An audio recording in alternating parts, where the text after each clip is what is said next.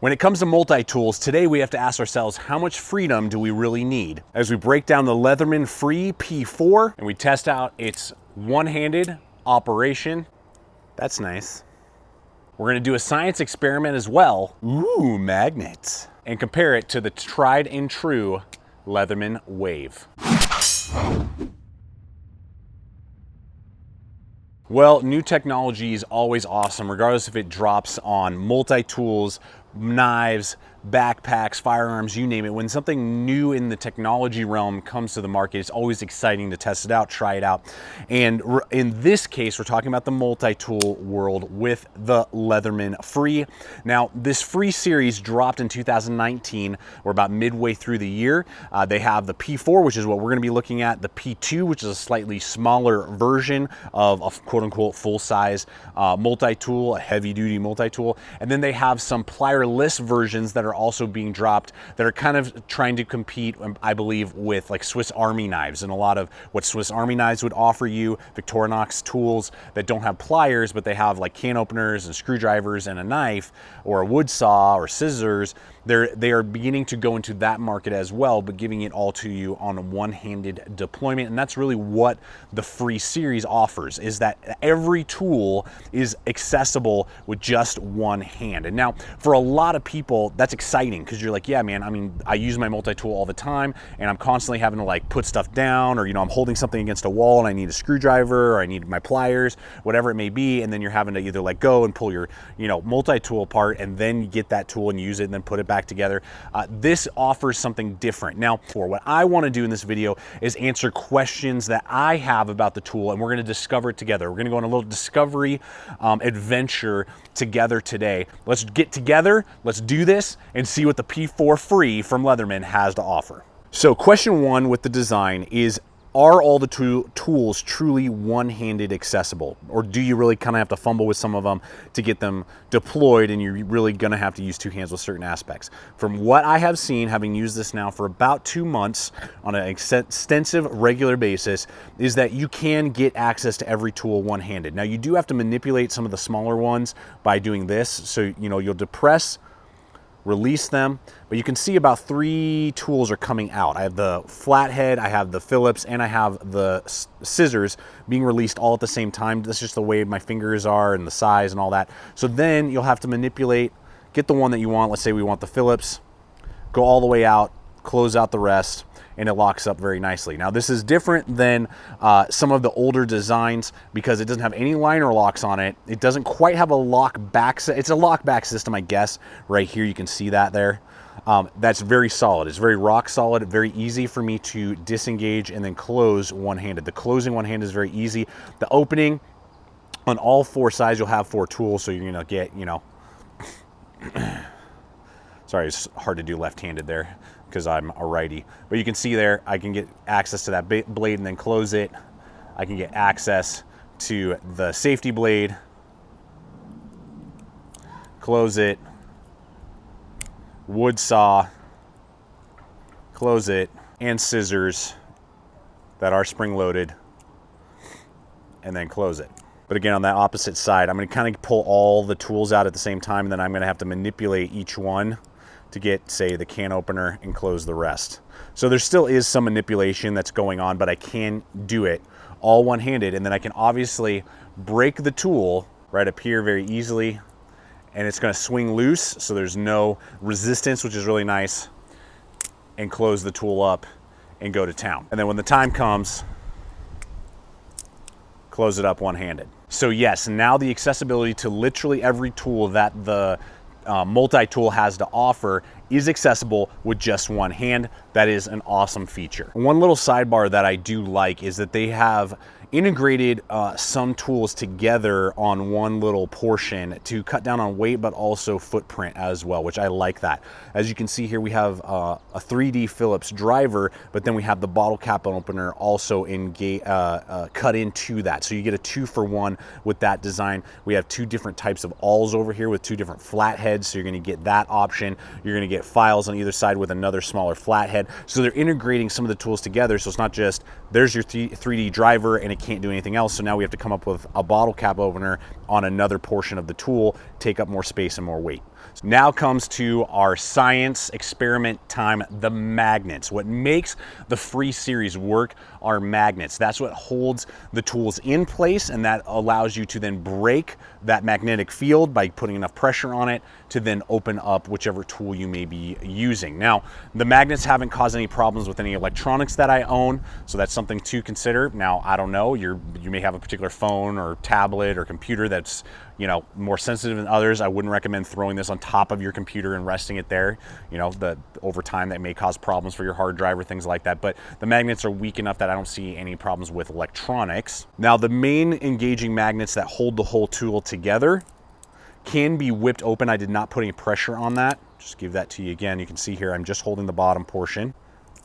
And if I jerk it hard enough, it will deploy. So that's something to consider, and then it kind of kicks into place. So it's pretty easy to engage them. Same with this, you can overcome them with just a little bit of pressure, and then you're able to pick whichever tool. Now, the issue comes into play on my model, and I got one of the newer models. I don't know if this has been remedied. They are pivots here that I've tried to play with. It hasn't really seemed to provide enough resistance to not alleviate this issue completely. What tends to happen, because there's like a big snap to get the arms from this loosey-goosey into this locked in position, what tends to happen more often than not is that it will free up one or two of the tools in there. Never the knives, but particularly on this side with the scissors, it tends to do that. If I snap it into place really hard, boom, you can see there, it has released all the tools on this wing, and then I have to tap them back down into place. Now, if I do it slowly, I can usually not create that, boom, like that, and then that doesn't happen. But if I'm just whipping this thing open like you would want to do more often than not, oh, I need to get access to this, boom, you snap it open, you can see there, it has overcome the magnets and they're slightly sitting out, and then I have to tap them back into place. So it's annoying. Does it like hinder the functionality of the tool? Not at all, but it's annoying that the magnets, particularly on that side, are not quite strong enough. Again, maybe I could play with the pivots some more and try and tighten that down a little bit, but I'd like to hear from you guys, particularly on that point. Those of you who already own either the P2 or P4, are you seeing those same issues, or do I just need to tighten down the pivots and just really maybe Loctite them or something? For me, I have tightened them down and they just seem to kind of work themselves free again, and it's a little bit of a nuisance that I'm not super pumped about. One of the big questions with that science experiment part was, what happens if I have a lot of metal shavings? Are they going to get magnetized into the tool, and is it going to clog up its functionality, make it almost impossible to open and close, and the magnets to stop working and the tool to stop working? Or will it be able to overcome that? You know, what are the issues? And so I went out and got iron shavings and dropped it all over this thing. All over it, got in every little nook and cranny that I could. And I was like, man, I'm either gonna totally destroy my $140 multi-tool, or it's not gonna really bat an eye. And I'll be honest with you, it didn't really bat an eye in functionality. Every single aspect was able to open and close. The areas that got kind of clogged up, that maybe the locking mechanism wouldn't work right away, I would just rub my thumb across it, because there was so much gunk. I mean, I poured this thing on there. There was so much gunk. Then I could, you know, it would easily engage. It wasn't any sort of getting into the workings of the tool and mucking it up. That did not happen, even though there were all these little magnetized sand pieces basically all over the insides and the guts of the tool. So it's a catch-22. If you work in an area where you're concerned about magnetized dust or metal shavings or things being magnetized to it, it will magnetize to it. That is going to happen, and if that's something that happens on a regular basis, you will have to clean it out, and it is tedious. It will be tedious and not a fun thing for you to do if that's something you're concerned about.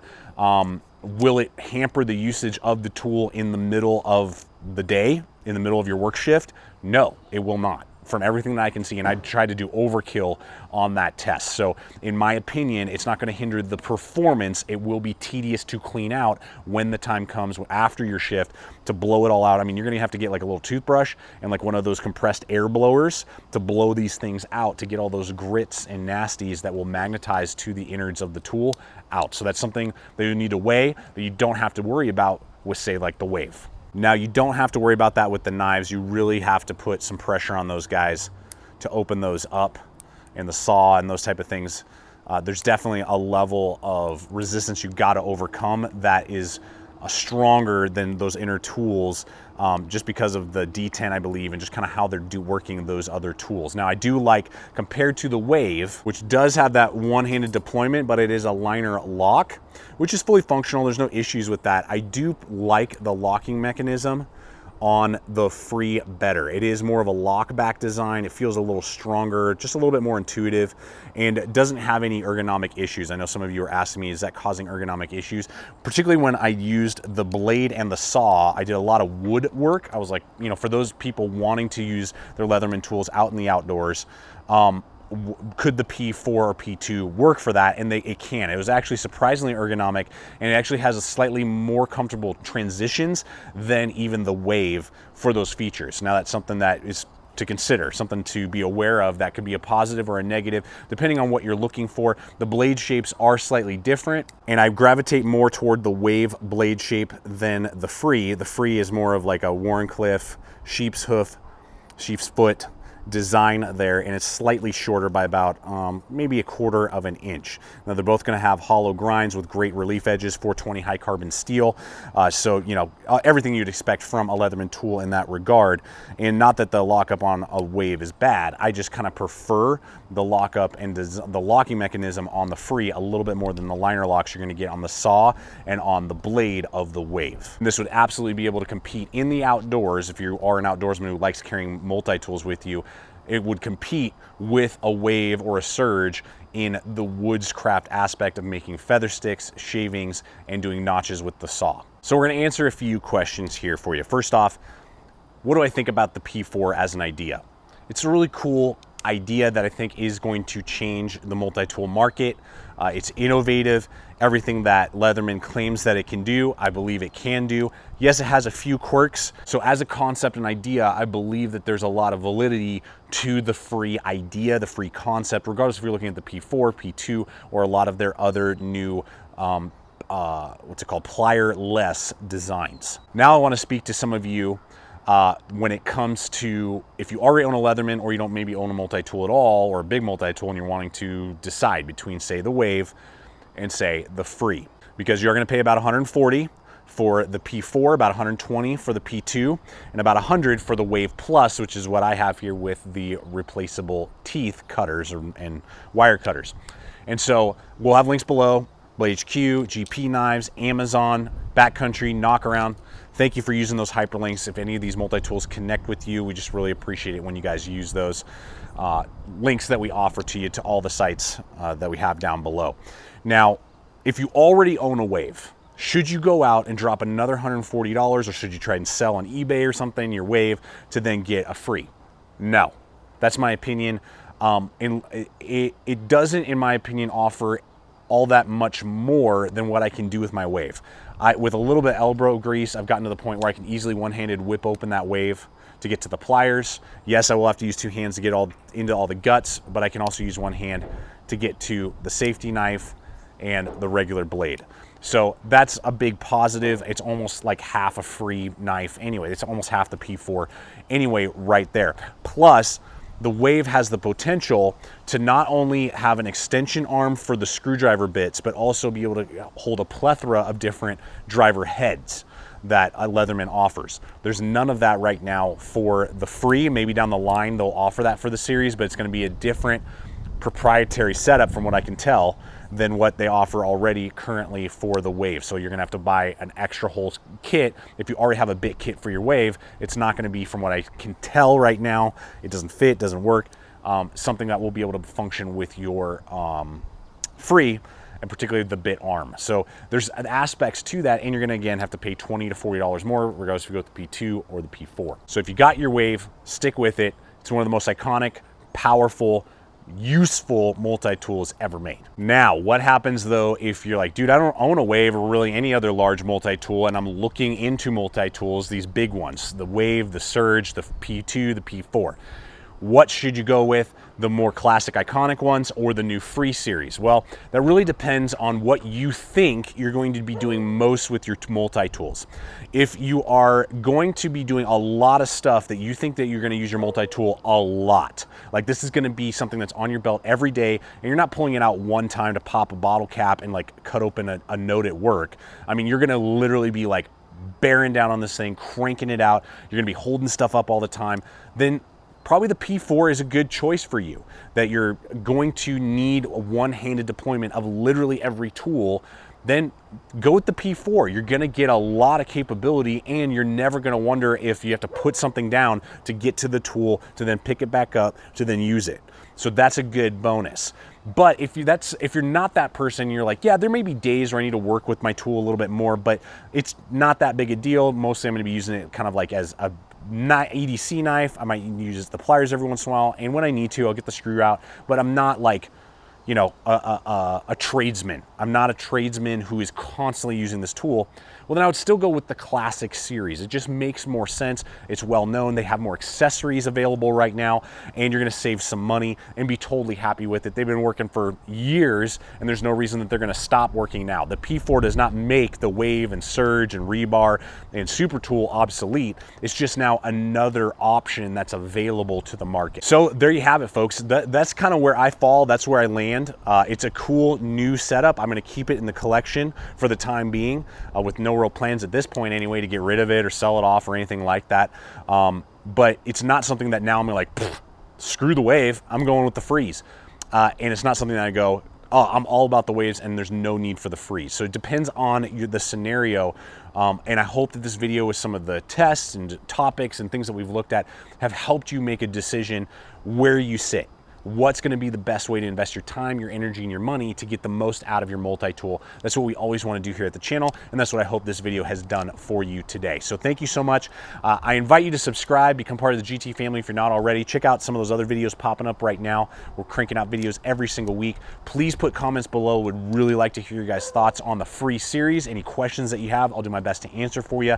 And if I can't answer them, probably one of the other people that are part of the community here will be able to help out.